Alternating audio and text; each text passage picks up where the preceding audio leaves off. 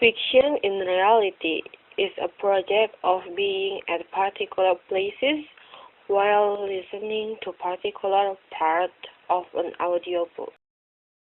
Location setting on the chosen part of the audiobook would have the same characteristic with the place participants should be standing at the moment. This is part one of the project, which brings together Hong Kong in 2016, Afghanistan in 1970, together with USA in 2000. The audiobook I used was The Kite Runner, written by Khalid Hosseini.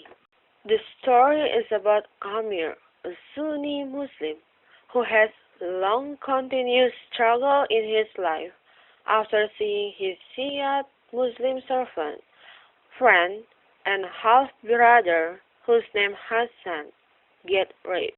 I take three parts from the book which can be considered as main parts of the book. These three parts consist of the beginning part, the main conflict part, and the ending part.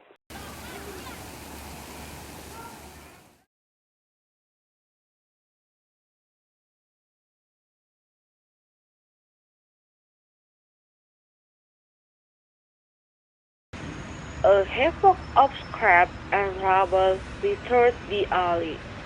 Worn bicycle tires, bottles with peeled labels, ripped-up magazines, yellow newspapers, all scattered amid a pile of bricks and slabs of cement. A rusted cast-iron stove with a gaping hole on its side tilted against a wall. But there were two things amid the garbage that I couldn't stop looking at. One was the blue kite resting against the wall, close to the cast iron stove. The other was Hassan's brown corduroy pants, thrown on a heap of eroded bricks. I stopped watching, turned away from the alley. Something warm was running down my wrist. I blinked, saw I was still biting down on my fist, hard enough to draw blood from the knuckles. I realized something else. I was weeping.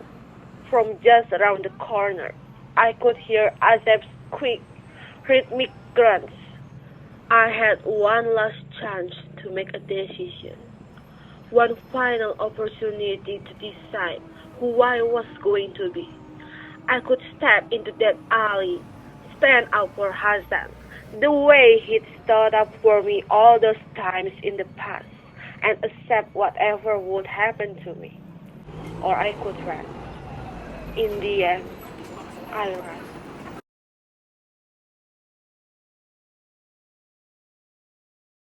I had never seen so many people on our street.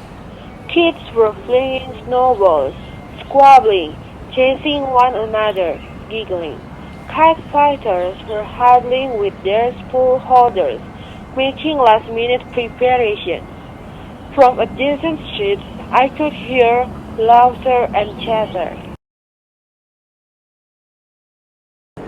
I turned my gaze to our rooftop, found Baba and Rahim Khan sitting on a bench, both dressed in wool sweaters sipping tea. Baba waved. I couldn't tell if he was waving at me or Hassan. I looked to the kids scampering down the street, flinging snowballs. It is a beautiful day, isn't it? Let's play, he said. He licked his finger and held it up, tasted the wind, then ran in its direction. On those rare occasions we fly kites in the summer, he'd kick up dust to see which way the wind blew it. The Within a minute, my kite was rocketing to the sky. It made a sound like a paper bird flapping its wings. At least 2 dozen kites already hung in the sky, like paper sharks roaming from prey.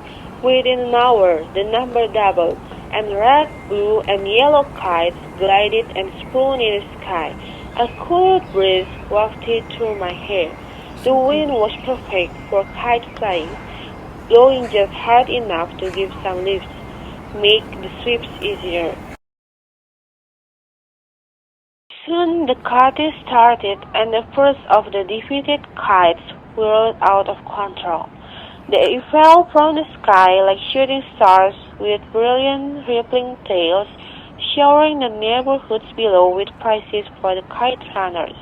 I could hear the runners now, hollering as they ran the streets. Someone shouted reports of a fight breaking out 2 streets down.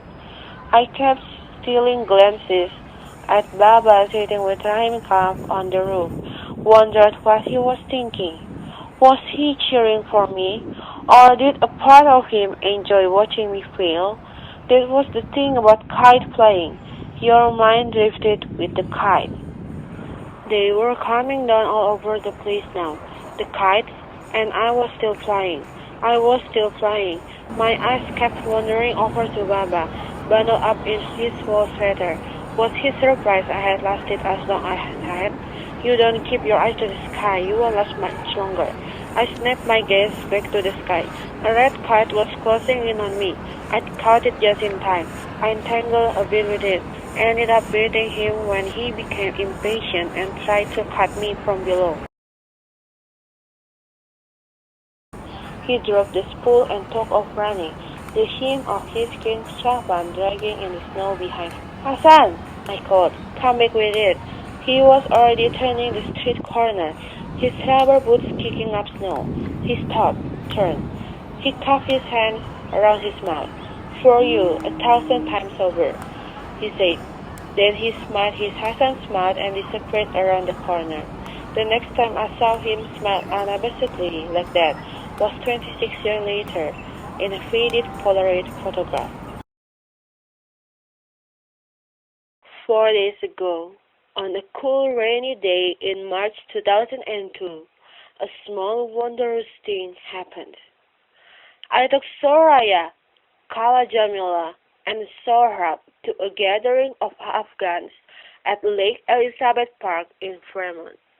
We arrived around noon.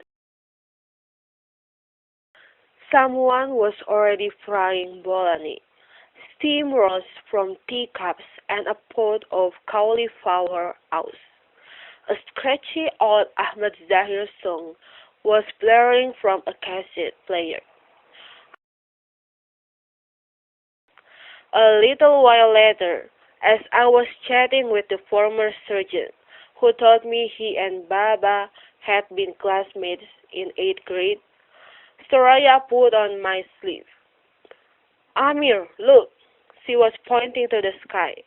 A half-dozen kites were flying high, speckles of bright yellow, red, and green against the gray sky.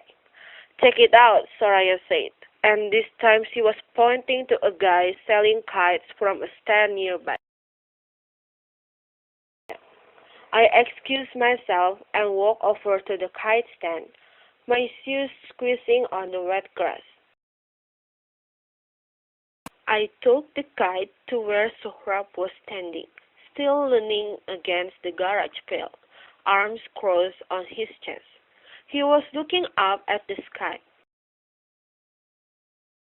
Another half-dozen kites had taken flight. People had started to gather in clumps, teacups in hand, eyes glued to the sky. Do you want to help me fly this? I said. Sohrab's gaze bounced from the kite to me, back to the sky. Okay, I shrugged. Looks like I have to fly it down high, so low. I stopped and turned, looked up, smiled. High above, my kite was tilting side to side like a pendulum, making that old tapir bird flapping its wings sound I always associated with winter mornings in Kabul. I hadn't flown a kite in a quarter of a century, but suddenly I was 12 again and all the old instincts came rushing back.